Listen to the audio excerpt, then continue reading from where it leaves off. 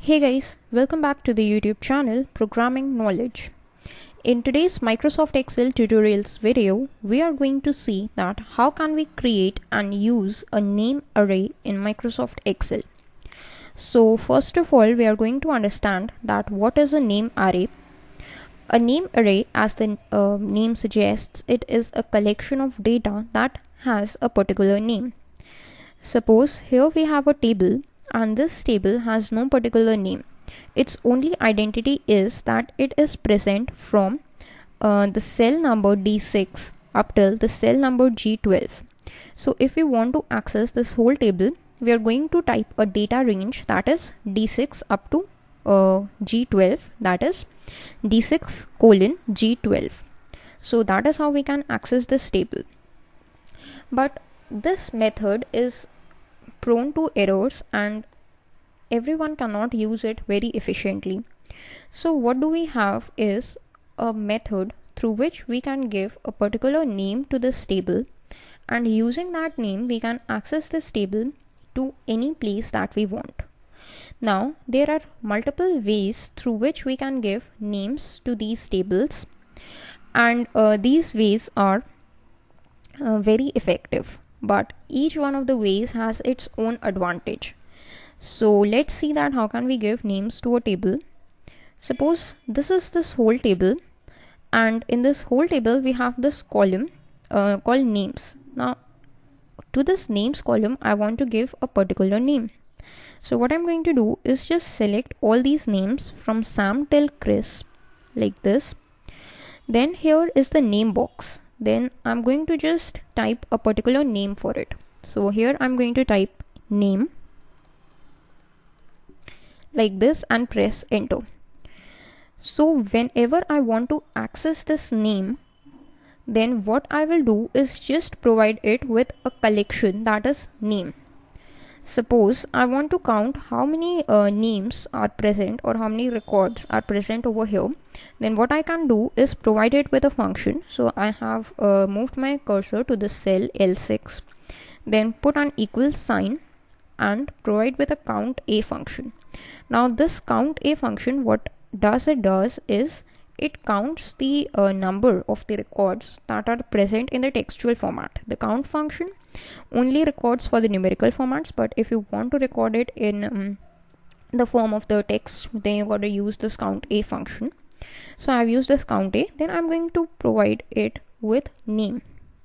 So I'm going to type NAME name, and as soon as I typed this NAME name, then you can see that this whole box has turned into blue, which means this whole is the selection. Then I'm going to just close my parenthesis, and as I press enter, then you can see that 6 is what I have got, and it is the actual answer because these are 6 names present over here. Now this is one way where you can just use a name box and create names for yourself. Now there is other way as well through which you can provide it with the names, and that is present in the formulas tab. So you gotta just go to your formulas tab, and now you gotta find a group known as defined names. Now how can you provide names to your tables using these defined names? First of all, you got to make sure that using this option you can provide names for multiple columns as well. Now in our previous example, what we had done is just created some of the data, and using that data I had selected this data, and using that data I had used it as a collection.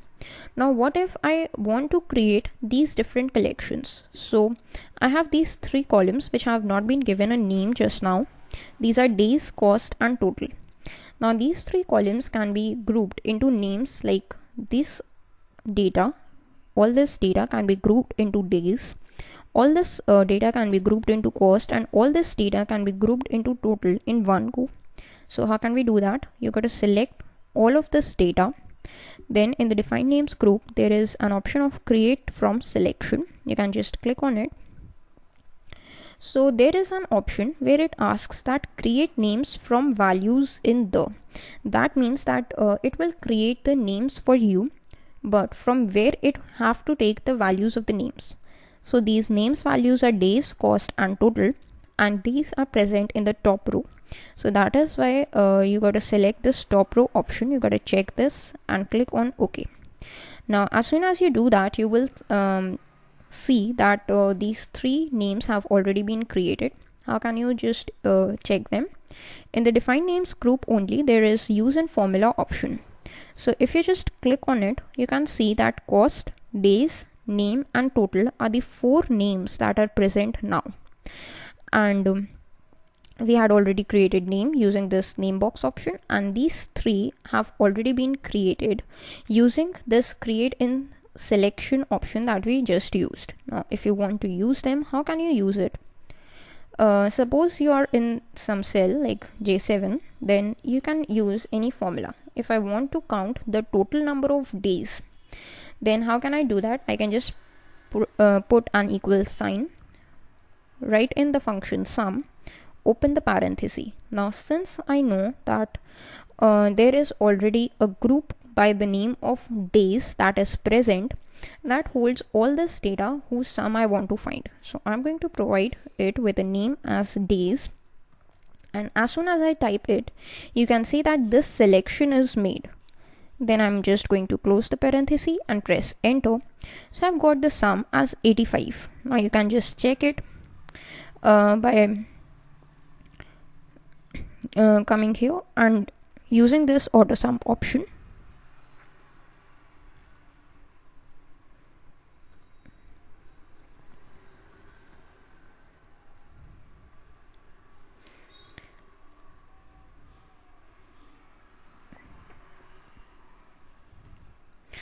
Okay, so as I use this auto sum option, 85 is what I have got as an answer.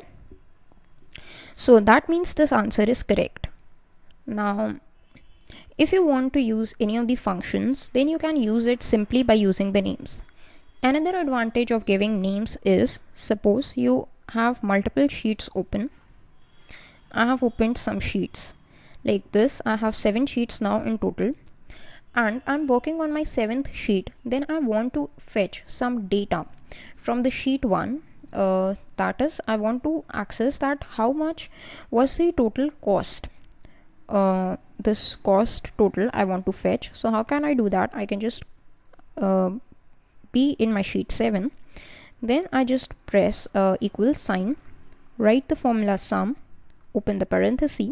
Then without going to that particular sheet and selecting the range over there, I can just type in the name of the name array that I had created, that was cost, and I can just close the parenthesis and press enter. So 23.6 is what I have got, and if you want, you can just cross it, check it using this auto sum option, which is 23.6. So that is another advantage of using a name array.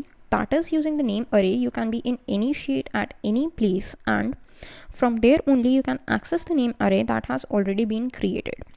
Apart from that, if you want, you can use it in the different formulas and without having to select the cell ranges. Now if you want to see its purpose, then you can just see it like you can find in the minimum value, so min out of all these total. So if you can just see over here, if you select all this by dragging also, then its name array is stored over here, that is total, instead of the range. You can just put close the parenthesis and press enter. Then it's 15.6 is the minimum value. You can just cross check it. Yes, it's right. If you want to find the max, similarly, you can again provide it with total. So when you are typing it, you can see that this total is present over here with this sign, which shows that it is a name array. You can press a tab and close the parenthesis, then press enter. Then 136.4 is what we have got as the value, and yes, that is the maximum value. And that is how you can use the names in the different functions. Apart from that, if you go to this formulas tab, then if you want, for the sum formula, suppose we write the sum formula, and here as soon as you write a formula, this use in formula options becomes active. Then you can select that what you want to use in the sum formula. Suppose I want to use that this cost, so I can just click on this cost, and from here also I can just select this whole data and close the parenthesis and press enter. So all this cost would be selected. So that is how you can create the name array in Microsoft Excel. And apart from that, you have also learned that how can you use them, what is its various advantages. So that is all in today's video. Thanks for watching. Goodbye.